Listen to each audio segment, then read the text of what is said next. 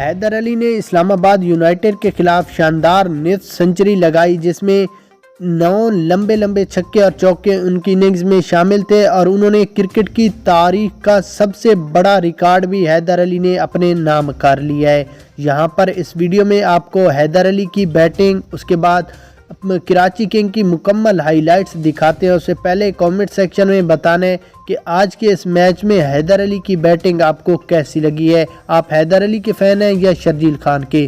اس کے بعد اگر اس میچ کی ہائی لائٹس پر نظر ڈالیں تو کراچی کنگ نے پہلے بیٹنگ کرتے ہوئے 200 رنز تو نہ بنا سکی، پر 150 پلس رنز سکور کیے 20 اووروں میں، اور 6 کھلاڑی پویلین کی راہ گئے۔ شرجیل خان نے 34 رنز بنائے 26 گیندوں پر، 1 چھکا اور 4 چوکوں کی مدد سے۔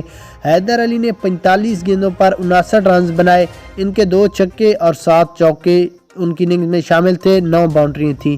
شعیب ملک نے 15 رنز، عرفان خان نیازی نے 26 رنز بنائے، ان کے 2 چھکے اور کوئی بھی چوکا ان کی اننگز میں شامل نہیں تھا۔